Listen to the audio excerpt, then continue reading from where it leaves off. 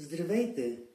Днес имаме честта да сме на гости при уважаваната госпожа Лидия Нецова, известен психолог и терапевт с многогодишна практика, която ще ни помогне да осъзнаем каква е стойността на живота ни. Тя е човек с много интереси, познания и опит в духовната област. Ще поговорим по теми, които занимават душата ни, но не винаги успяваме да ги дефинираме. Ще поговорим за това какво е съдба, какво е карма, какво е информационен канал. Днес разговорът ни ще бъде за това, кой пише съдбата на човека. Заповядай. Преди конкретно да пристъпя към тази тема, нека с няколко изречения да отделя място какво е карма, какво е прераждане и съдба. Кармата е санскритска дума, която буквално означава действие. Действие на закона за причината и следствието. Всяко следствие има причина. Дали ще сме недоволни от живота си, от любовните си връзки, от материалното си състояние, от семейните си отношения, здравето, трябва да знаем, че има причина, чийто произход можем да потърсим и да намерим в предишни животи. Всяко наше решение, всяко наше действие, всяка наша мисъл се записва в така наречените акашови записи на душата, откъдето тя черпи информация при изготвяне на плана за следващото си прираждане. Кармата не е нито наказание, нито награда. Кармата съдържа в себе си цялата информация за това, какво душата е успяла да развие в себе си и в околния свят.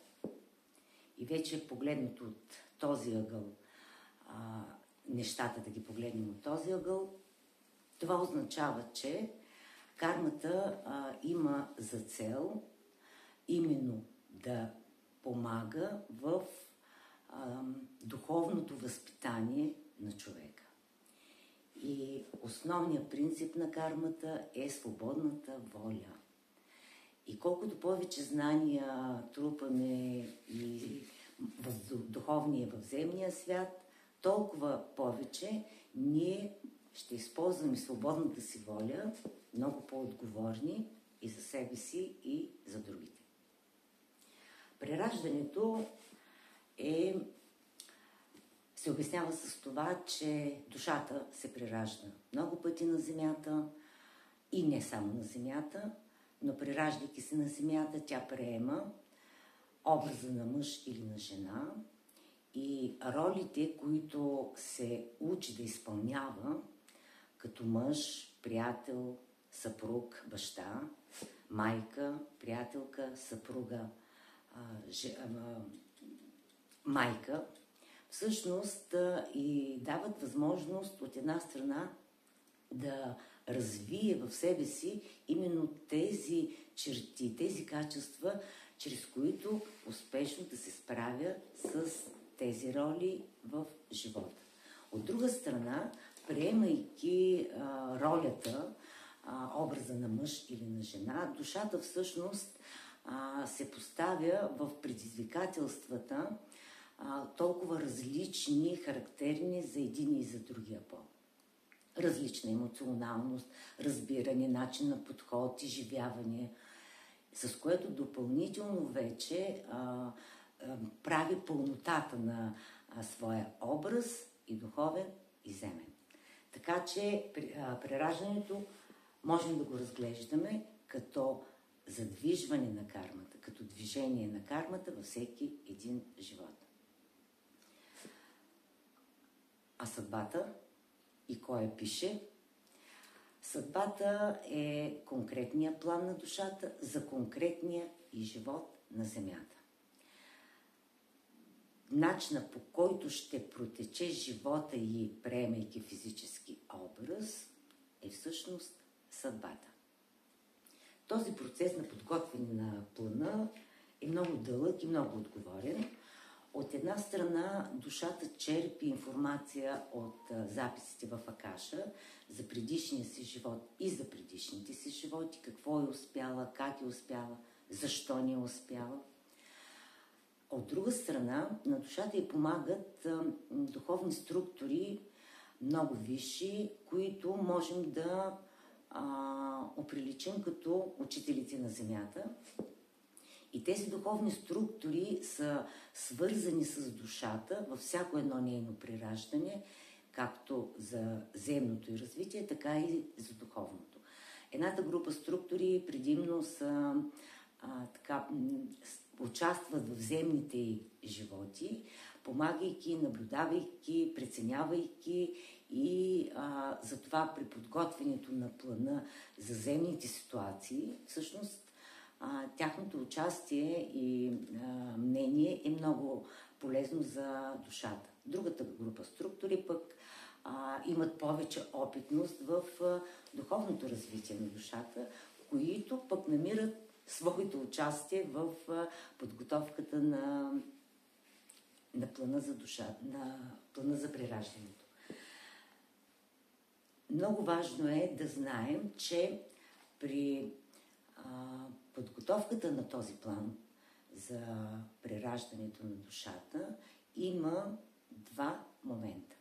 Единият момент е свързан с това, че душата, правейки анализ с помощта на духовните структури, с цялата информация, която може да почерпи от Акаша, се стреми да си постави цели и да изгради тези необходими условия чрез ситуации, изживявания, предизвикателства, така че да отработи черти, характер, поведение, което и е носило неуспехи, и да надгражда, да развива пък тези, които се оказали полезни. Това е едната страна. Другата страна обаче е също толкова важна, защото ние знаем, че на Земята всяка една ситуация, пред която сме изправени, в нея е включен поне още един човек. И когато прави този план, душата всъщност се среща и се договаря с другата душа, която ще присъства в тая ситуация с точно определена цел, която е важна за душата и трябва да отработи. Но другата душа също има план.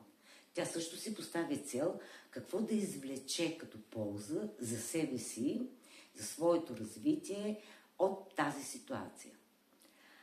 Така, когато казваме, че няма случайности на Земята, точно това означава, че двете души се договарят в конкретната ситуация по какъв начин ще са си полезни чрез своето ниво на разбиране, на реакции, на провокации, така че и двете души да излязат от тази ситуация с научени свои истини, с разбрани, направени изводи. Така двете души имат полза, защото те са се договорили в духовния план каква ще им е ролята и какво ще е значението и на едната, и на другата, за себе си и за другия. Именно съдбата, изготвянето на съдбата, всъщност ни дава възможност във всеки един следващ живот ние да правим една стъпка по-напред, една стъпка по-силно да откриваме себе си, да разбираме себе си, да осъзнаваме себе си като полезни за своето развитие и полезни за развитието на другите хора.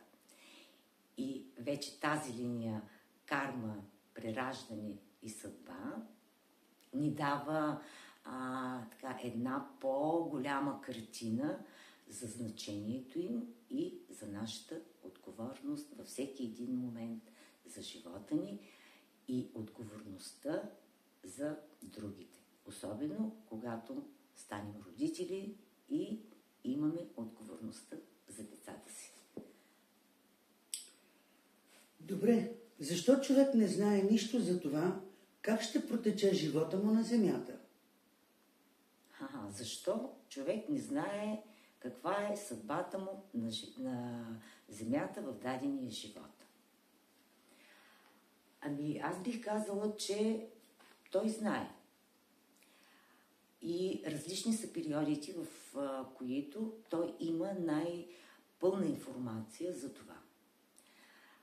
Първия най-важен период е детската възраст от 3 до 7-8 години, когато детето естествено показва своите дарби, своите интереси, своите способности, дали ще бъде в сферата на музика, на танци, изобразително изкуство, техника, както и своите недостатъци в поведението си, реакции, показване на инат, отричане. И това са първите ориентири, които имаме, но все още ние сме неосъзнати личности, които имаме за плана на съдбата. И тук вече ролята на родителите, които имат това знание, е много отговорна и тяхното участие е много отговорно и трябва да бъде насочено на там, че опознавайки специфичните дадености, които детето показва и тези, които трябва да отработи, всъщност да бъдат балансьори в този първи етап, за да му дадат възможност то да има вече свободата на развитието си и отговорността на развитието си, не да го вкарват в рамките на правилата, законите, изискванията на обществото, с което могат много да попречат и да го объркат в своя път. Другата връзка с знанието за съдбата имаме от душата чрез интуицията. Именно душата, езика на душата е интуицията. Тя говори чрез интуицията на съзнателното си аз. Човек се развива чрез емоциите, които провокират различни изводи и действия, а душата се развива чрез познанието, което носи. Но връзката между душата и човешкото ни аз е интуицията. И всеки може да каже в живота си колко пъти, изправен пред едно предизвикателство, всъщност казва, вътрешният ми глас ми говореше, не исках да отида, знаех, че нещо лошо ще се случи или че нещо ще бъде добре, но логиката на земното аз вече надделява и в повечето случаи човек прави действия и взема решение на тази основа, а не на основата на интуитивния глас, с който душата го предупреждава, дава му знаци, дава му насока и му помага да успее да вземе решение, което всъщност е полезно за него. Така че ние имаме връзка с съдбата си, знание какво и как ще се случи, но много по-фин начин, много по-ненатрапчив начин. И е хубаво да обърнем внимание на интуицията си. Аз работя с много хора, които искат да открият, да разграничат докъде е интуицията, гласа на интуицията в живота им, докъде е разум, за да могат да използват по полезен за себе си начин. А има ли начин да изчистим кармата си? Да. Има начин и този начин е в две насоки. Единият е свързан с това, че кармата се изчиства на чисто енергийно ниво и това може да бъде направено от хора, които притежават така силно развита енергетика и способности, хора, които са се изградили и в земния си живот като добронамерени, отворени, като опитни, като така много силни, чисто човешки добродетели, и те имат възможност вече да черпят информация, да се докосват до информацията на душата от акашовите записи и така, чрез различни техники да изчистват енергийните полета от кармични обременености.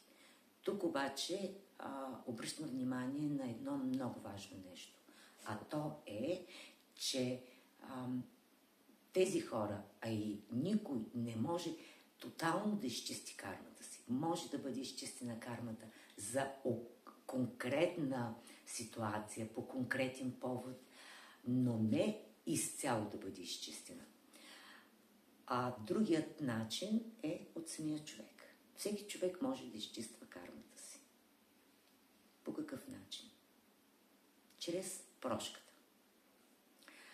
Силата на прошката, енергията, която се съдържа в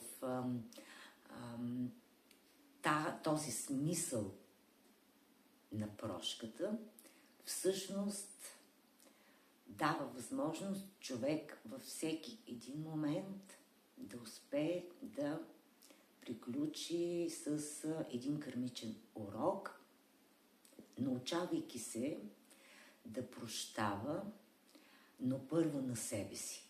И то точно какво да прости. Да прости това, че не е успял да изгради определено разбиране, определени качества, определено отношение в себе си, като черти, като образ, като поведение, така че да не изживява едно или друго състояние, провокирано от друг човек или ситуация. Затова, като говорим за прошката, всъщност ние трябва да знаем, че първо прощаваме на себе си за своите ненаучени, неотработени уроци, разбирайки какво трябва да променим и да сме готови това да го променим.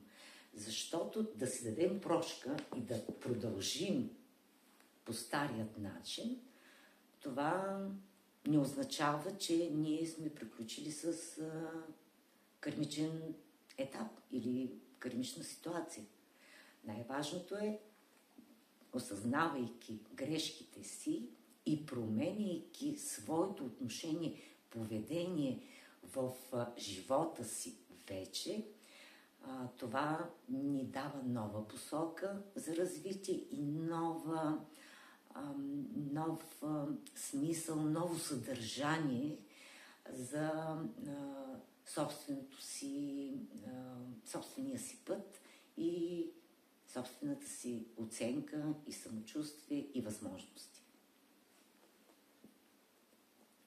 Сега, във връзка с изчистването на кармата, това, което говорих за двата начина, аз искам да споделя с вас нещо, което се случи с мен преди 1 година, за да дам нагледен пример как се изчиства кармата и възможностите, които имаме по този повод. Преди около година реших да сменя офиса си, исках да е по-голям, на удобно място и видях телефон, име, обадих се, срещнах се, разговаряхме. Реших да го наема на този офис и стигнахме до подписване на договора. Уточнихме така правилата за двете страни, много ясно. И аз влязох в владение на това помещение. Първите 1-2 месеца нямаше никакъв проблем. След това обаче собственичката започна така много често да се обажда, да така проявява някаква властност, някакви желания да променя правилата, което започна да ми създава дискомфорт, меко казано. Но понеже не се виждахме, нямаше никакъв проблем. Докато това нейно така, желание за вмешателство така, започна да ескалира и започна да така, ми влияе доста неприятно емоционално и на самата ми работа. И в така, от един момент нататък започнах да усещам, че просто тръгвах за работа с така някакво голямо нежелание. Душата ми крещеше, че не иска да ходи там. Не знаех защо. Усещах се обаче, че това място има нещо, което ми смуква енергията, което ме разстройва и емоционално, и енергийно, но не знаех каква е причината. Клиентите ми се чувстваха добре и обратната информация, че беше няма проблем. Те са окей, но аз не съм. В един момент идва въпросната собственичка, отваря ми и тя прави луд скандал. На обвинение, на заплахи, на желание да има постоянен достъп, изисквания, желание за контрол. Просто беше отвратителна картинка. Чувствах се засрамена от нейното поведение. Усещах някакъв страх в себе си, защото толкова агресивно беше поведението, че имах усещането, че тя може да използва някаква физическа сила, но крещеше на улицата неконтролируемо. И толкова объркано говореше, че просто нямам думи, с които да обясня нейното поведение и своето състояние. В един момент просто разбрах, че трябва да променя подхода си. Успях да я вкарам в помещението и да затворя вратата, за да не се излагам, както си мислех в този момент аз, макар че нейното държание излагаше нея, но аз така ги изживявах нещата. Тук на момента елиминирах емоциите и си влязох в своят професионален опит и рутина. Успях чрез различни техники да овладея нейното емоционално и психическо състояние, така да намаля градуса на агресията ѝ, с единственото желание да напусна кабинета. Излизайки вече и заключвайки от външната страна, тя продължи по същия начин, но аз знаех, че повече няма да вляза там. Тръгвайки се за вкъщи, просто усещането ми за срам, за неудобство, не мога да го обясня колко засрамена се почувствах и колко наранена и колко нереално обвинявана във всичко, което тя говореше. Прибирайки се в къщи обаче, другия въпрос, който много ясно излезе, е защо това се случи? Защо това се случи с мен? При условие, че никаква провокация за това нейно поведение нямаше. Всички така правила се спазваха по договора и не съм давала никакъв мотив за такова държание. Сега няма да разказвам как продължиха нейните обаждания и в каква така насока бяха нейните обаждания, но много бързо задействах намирането на новия офис и може да ви звучи невероятно, но още следващия ден срещата, която имах, беше с собственици на помещение, което казах, че това е вече моето. Обадих се по-късно след обед, за да й кажа на бившата собственичка на помещението, че го напускам и пускам предизвестие за приключване на нашите взаимоотношения. Отново крясъци, викове и агресивно държание, но най-интересното беше, че в един момент тази жена замлъкна и започна да говори на непознат език. Този език няма никаква връзка с езиците, които познаваме тук на земята сега. Ясно, отчетливо, но смени и се гласа и той повече приличаше на мъжки, един дълбок, тежък, уморен глас, но беше толкова странно изненадващо за мен, че само през главата ми минаваше мисъл, че това е стар език и смисъла на всичко, което говореше, някак си го приличавах на неудовлетворение от нещо, страх от нещо, желание да заповядва, да изисква нещо. И такова объркани мисли вървяха в главата ми, докато тя лека по лека млъкна с този мъжки глас и затворих телефона. И чак тогава вече започнах да мисля защо това се случва и какво аз трябва да науча. И тогава реших да се обърна за информация от кармични животи, свързани с мен и с нея, за да мога да разбера причините за нейното поведение и какво аз трябва да науча. Разбира се, всеки човек знае, че каквито способности да има, той за себе си не може да получава информация по никакъв начин. Затова аз поисках информация от нейната карма, но конкретно само за нашите общи животи. Това, което излезе, ще го разкажа в резюме, а иначе то е много интересно и знам, че представлява любопитно ще е за всеки човек, но по-важно е да разберем извода, до който трябваше да стигна за себе си. Излезе един живот на нейната душа в първата половина на 18 век в Португалия, момче на около 16-17 години. Семейството е средно имотно, но и майката и бащата много светли, много добри, много доброжелателни хора.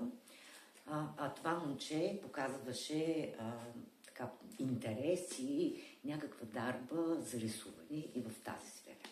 Родителите успяват да съберат средствата и го изпращат в колеж да развива тези свои способности.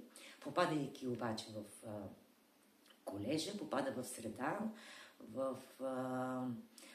среда на млади богаташчета, за които образованието е само престиж, а не знание и развитие, които по лесният начин разполагаха с много пари и вече влизайки и искайки да се вписва в тяхната среда и начин на разбиране и живот, започва да участва в различни пиянски оргии, в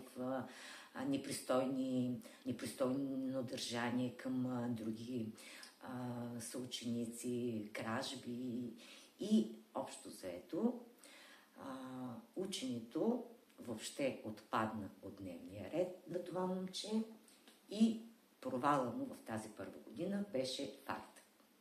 Прибирайки се при родителите, вече те разбират за наистина този провал и няколкото разговора, които провеждат, всъщност те стигат до извода и му казват, че нямат намерение да го издържат, защото явно той не иска и че е необходимо да започне работа, да си изкара необходимите средства и вече, когато е готов да учи и да се развива, да го направи.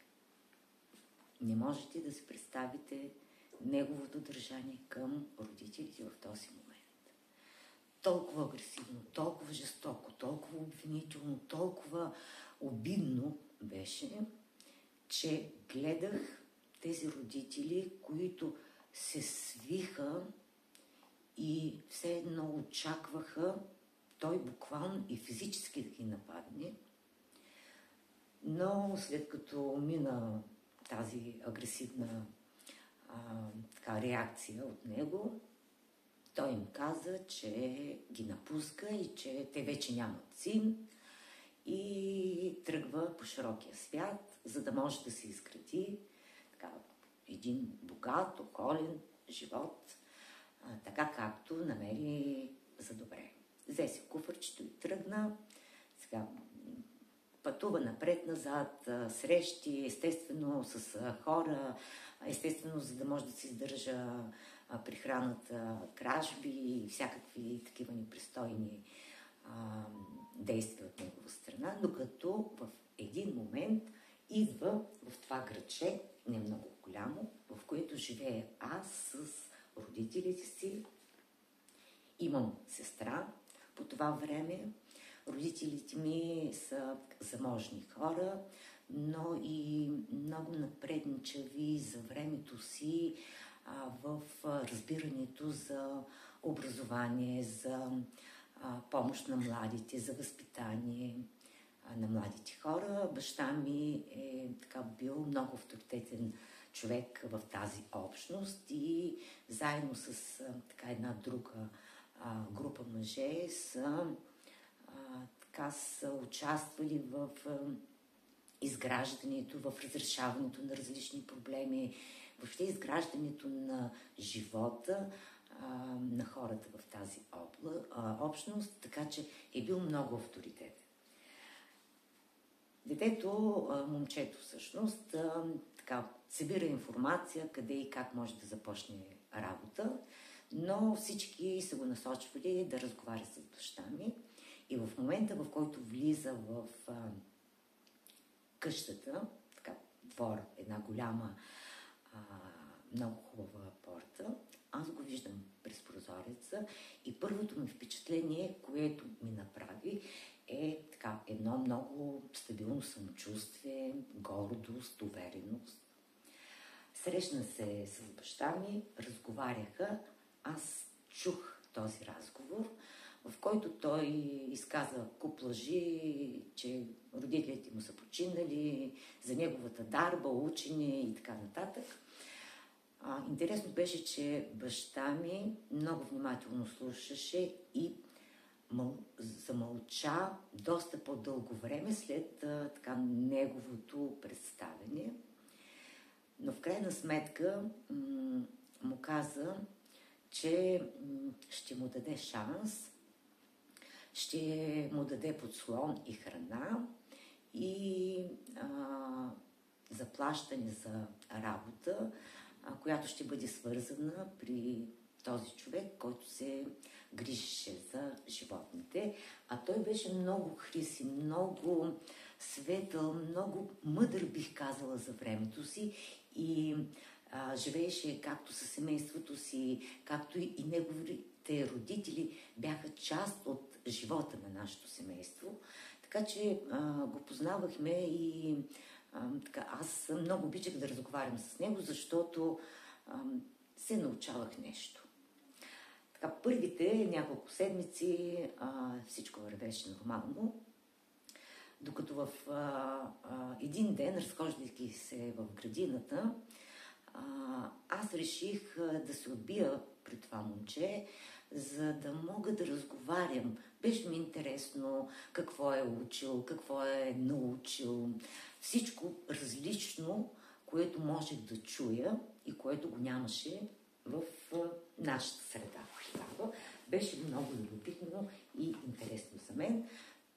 Влизам, чукам на вратата, влизам след малко и го виждам легнал на леглото, бутилка алкохол, обърна се с празен, но и същевременно жесток поглед към мен и след като се окопити, стана, започна да крещи и да ме блъска, да ме обвинява, да се държи толкова невъзпитано и толкова агресивно, че аз бях онемяла.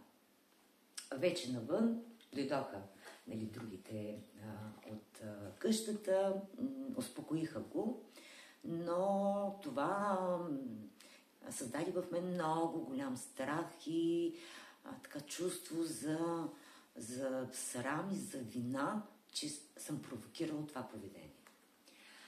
Така, спокойно минаха още няколко седмици, докато вече неговото поведение агресивно беше насочено към мъжа, при който работеше.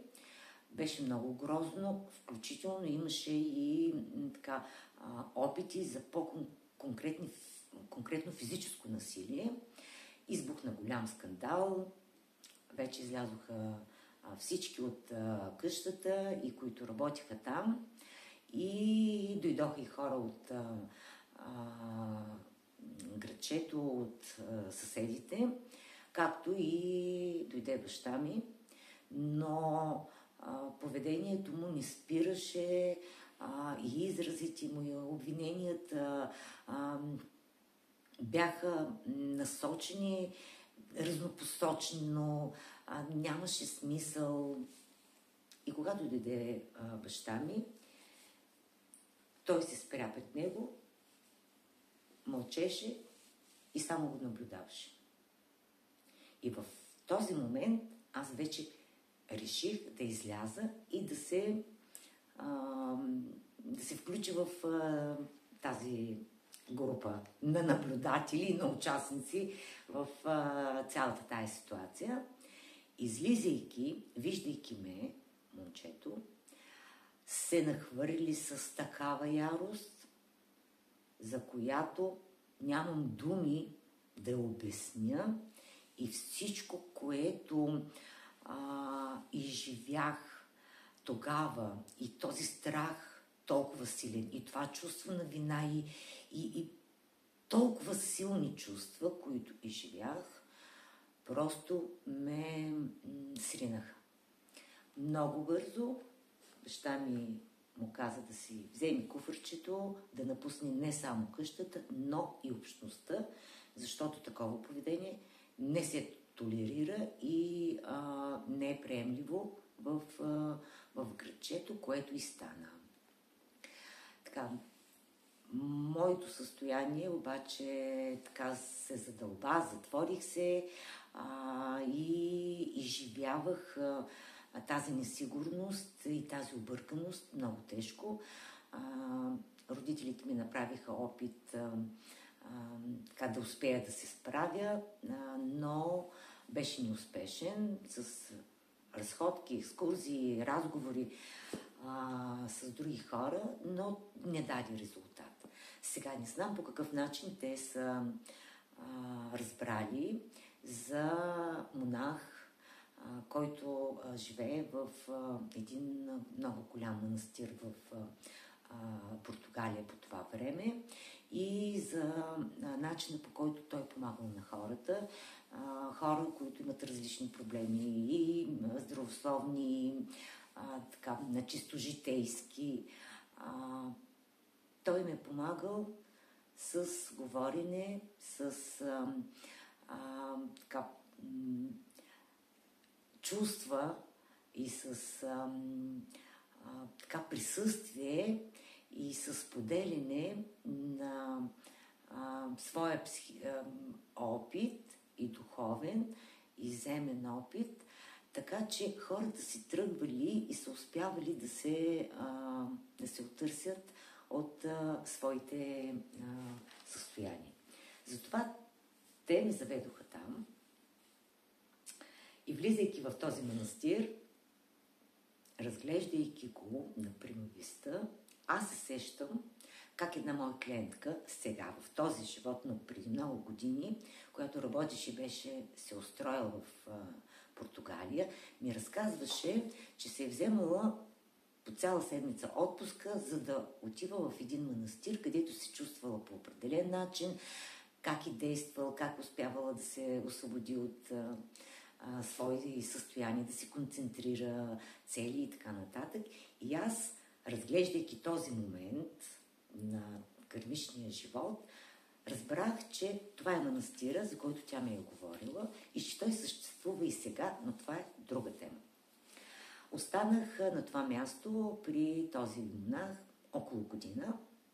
Този период беше изключително полезен за мен. Той ми говореше за пътя на душите, как е устроен духовния свят, земния свят. Говореше ми за силата на молитвата.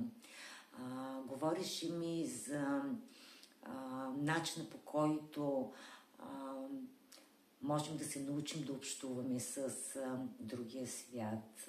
Говореше ми за акаша, за кармата. Говореше ми за прераждането.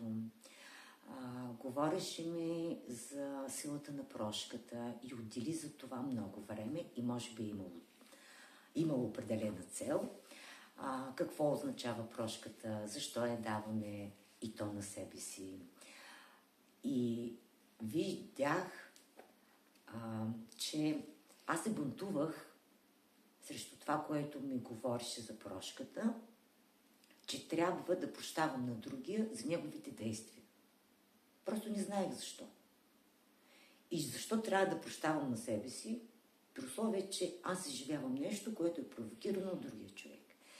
И този бунт в мен всъщност ми е попречил да разбера истинския смисъл на това, което той ми говореше за прошката. И именно е връзката с сегашната ситуация, която имах аз с тази душа, вече в образа на тази жена. Престоя ми там беше така нова врата, нова посока на търсене, на знание, на опит, който да натрупам, да развия и който, разбира се, аз успях да приложа в живота си, връщайки се при семейството си. Да, разгледах този живот, да, видях връзката с мен, с душата, чрез на това момче и сега на тая жена, но отново стана въпроса, защо сега се срещам пак с нея? Защо отново аз се срещам? При условие, че съм се срещала и миналия живот, разбрала съм много неща. Защо и сега? Отговорът е простичък. Това е така, защото не съм разбрала и не съм отработила тази опит за използване на прошката в онзи живот и към себе си, и към душата на това момче, сега на тази жена. Не съм успяла да осъзная, че давайки си прошка на себе си, всъщност ние разбираме кои са погрешните ни действия, погрешните ни изживявания, неполезните за нас. И освен, че разбираме това, ние променяме от тук насетне начина си на отношения, начина си на реакция, начина си на решения и на действия. Освен, че разбираме, ние и променяме своето поведение, което всъщност означава, че прощавайки си за това, че не сме развили своите си качества, своите си устойчиви поведения, своето разбиране и изживявания, ние си даваме възможността да го разберем и да променим вече в живота си от тук насетне всичко това. И стигнах до извода, че прощавайки си на себе си за тези изградени знания и опит тогава и сега вече имам прекрасната възможност това да го направя чрез тази ситуация, което и направих, и ето това е другият начин, за който говорих, че ние можем да изчистим кармата си. Кармата си в конкретната ситуация с конкретната душа, не изцяло кармата си. И другото, което е много важно, е да кажа, че освен, че можем да изчистим кармата си по този начин, всъщност ние заявяваме на душата си, че няма да приемем никаква договореност от тук насетне за следващ план в прераждането си с тази душа, защото ние сме си научили урока и сме променили точно тези неща, които са били необходими в себе си. Защото има една друга подробност, че другата душа може да помоли моята душа в случая, да имаме пак ситуации, в които нейната основна цел е пък да разбере своето поведение, своите огорчения и така нататък, чрез мен, защото се познава. Но аз заявих, и всеки човек може да заяви, че няма да приема никаква молба за такива обвързаности в следващия живот с тази душа. Колко велико нещо е прошката. Разговорът ни май приключва. Толкова любопитен, толкова интересен, толкова поучителен, но го оставяме с отворен край. Използвам тази възможност да благодаря на всички хора, с които съдбата ме е срещнала в живота и в работата. Знаейки това, което споделих с вас за кармата, прераждането, целта, задачите, плана, съдбата, аз знам, че всяка една среща с всеки един човек, независимо, че той е дошъл при мен за помощ, примерно професионална помощ, аз съм си дала съгласието и съм предвидила какво пък аз да науча от нея. И затова гледам на тези срещи като възможност да науча своите уроци и да изляза от тях вече така много по-освободена и необременена от тези кармични обвързаности. Така че благодаря ви, мили хора, благодаря и на всички хора, с които предстои да ме срещне съдбата, защото това е моята вътрешна увереност и мой начин да живея и да работя пълноценно както за себе си, така и за другите. Предстоят ни и нови срещи с много по-интересни теми. Затова Последвайте ме в YouTube канала, следете всички мои участия и вярвам, че ще сме си полезни. Веселин!